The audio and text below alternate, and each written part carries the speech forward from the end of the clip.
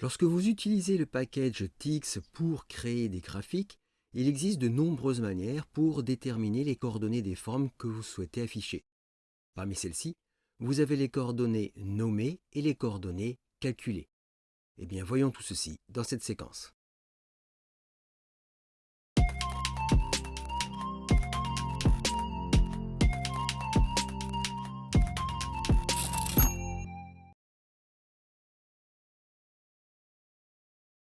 Pour tracer des graphiques, nous allons utiliser le package TIX, dont la déclaration est faite dans le préambule.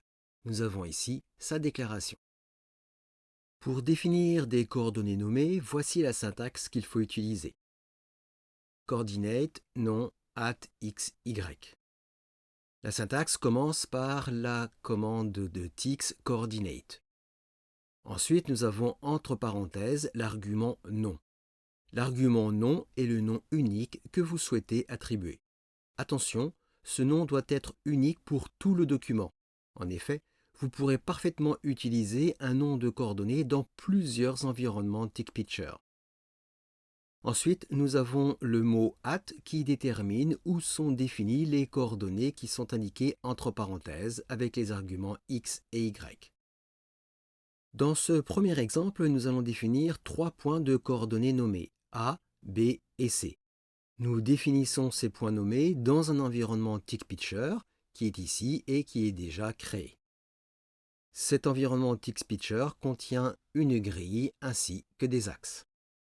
Je vais commencer par saisir comme toujours un commentaire afin d'indiquer ce que je fais. Ensuite, je vais définir mes 3 points de coordonnées nommés.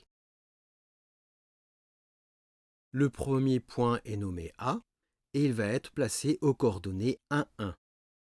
Voici la syntaxe. Et le principe va être le même pour les deux autres points, B et C, qui seront respectivement aux coordonnées 2, 3 et 4, 2. Et voilà, mes 3 points sont définis. Dans un premier temps, nous allons afficher un tracé qui va utiliser les 3 points en coordonnées nommées, les 3 points A, B et C. Je vais comme toujours saisir un commentaire afin d'indiquer ce que je fais. Et j'indique ma commande draw et je vais utiliser les 3 points nommés A, B et C. Parfait, je vais enregistrer et je compile. Et voici, j'ai bien ma ligne avec les 3 points de coordonnées nommés. Afin de bien matérialiser les 3 points sur le graphique, nous allons ajouter des nœuds sur lesquels nous affichons le nom des 3 points et nous traçons la ligne en traits très épais et de couleur violette. Je vais donc modifier ma ligne. Nous avons donc un trait très épais de couleur violette. Pour notre premier point, j'ajoute un nœud. Le libellé sera affiché à gauche et j'affiche tout simplement la lettre A.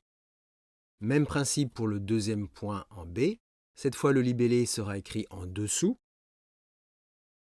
Et enfin, pour le dernier point, le libellé sera écrit en dessous et à droite. J'enregistre et je compile. Et voilà, nous avons bien donc notre trait très épais en violet avec les 3 libellés A, B et C. Nous pouvons aussi utiliser les points de coordonnées nommés pour tracer des formes. Nous allons tracer un cercle, une ellipse et un rectangle. Ces 3 formes vont utiliser les coordonnées des 3 points nommés A, B et C. Et ici, je vais faire un copier-coller pour aller plus vite. Voici la syntaxe pour nos 3 formes. Nous avons dans un premier temps un cercle qui est centré sur le point de coordonnées A. Nous avons ensuite une ellipse qui est centrée sur le point de coordonnées B. Et enfin un rectangle qui utilise les 2 points de coordonnées A et C. Et pour chacune de ces formes, nous avons un trait épais et coloré. J'enregistre et je compile. Et voilà, nous avons bien notre cercle en marron centré sur le point A, l'ellipse en vert centrée sur le point B et notre rectangle en bleu calé sur les coordonnées A et C. Le deuxième système de coordonnées que nous allons utiliser est les coordonnées calculées. Cela veut dire que vous pouvez effectuer des calculs simples dans la détermination des coordonnées d'un point. Voici un exemple simple d'un tracé d'une ligne avec 3 points en coordonnées calculées. Nous avons ici un deuxième environnement TextPicture. Je me place ici et je vais indiquer un commentaire comme toujours. Nous allons maintenant pouvoir indiquer notre commande Draw. Et pour cette ligne, eh bien, nous allons la tracer en traits épais et de couleur rouge. Pour le premier point de coordonnée, que j'ai appelé A, nous allons utiliser pour la coordonnée x une racine carrée divisée par 2 et pour la coordonnée y, une fraction de 1/2. Pour le deuxième point, nous allons faire une addition et une soustraction. Et pour le dernier point, une multiplication et une division.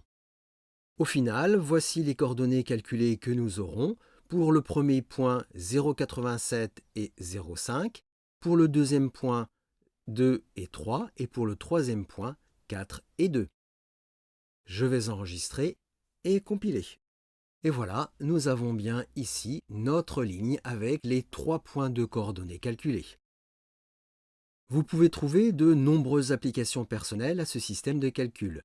Je vais vous proposer une application très concrète dans le cas d'un graphique aux traits épais. Dans ce graphique, nous allons créer un rectangle aux coordonnées 1, 1 et 4, 3. Son épaisseur de tracé est fixée à 4 points. Là encore, pour plus de facilité, je vais faire un copier-coller.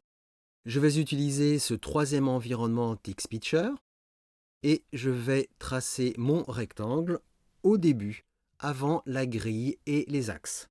Et je colle. Nous avons donc ici notre commande Draw, nous affichons notre graphique de couleur rouge et nous déterminons une épaisseur de ligne de 4 points. Et nous avons bien les coordonnées 1, 1, 4, 3. J'enregistre et je compile. Et voici notre graphique. Alors pour plus de facilité, je vais zoomer. Du fait de cette épaisseur importante, le tracé n'est pas exactement aux coordonnées voulues, car les lignes ont leur épaisseur centrée sur les tracés. Donc dans cet exemple, il y a 2 points de part et d'autre du tracé. 2 points à gauche et à droite, ou 2 points au-dessus et en dessous. Et donc on voit bien qu'on n'a pas exactement notre rectangle aux coordonnées 1, 1, 4, 3. Pour pallier ce problème, eh bien, nous allons déterminer par calcul les coordonnées de ce rectangle. Dans ce graphique, j'ai ici en gris le tracé initial par rapport au point 1, 1 et par rapport au point 4, 3. Et nous avons une épaisseur de 4 points dans les deux cas de figure. Et nous avons bien vu que le tracé est centré sur le milieu de l'épaisseur. Donc pour avoir un affichage correct aux coordonnées 1, 1 et 4, 3, nous allons devoir faire un décalage. Pour le point 1, 1, il va falloir faire un décalage de plus 2 points sur la droite et vers le haut. Ainsi, nous l'avons ici en rouge, notre tracé sera bien calé sur son extrémité au point 1, 1. Même principe pour la coordonnée 3, 4. Nous allons devoir effectuer un décalage vers le bas de moins 2 points et vers la gauche de moins 2 points. À chaque fois, une demi-épaisseur de notre tracé. Nous allons pouvoir ainsi effectuer nos calculs directement dans le système de coordonnées. Pour le point de départ, nous aurons 1 cm plus 2 points pour la coordonnée x et pour la coordonnée y, 1 cm plus 2 points.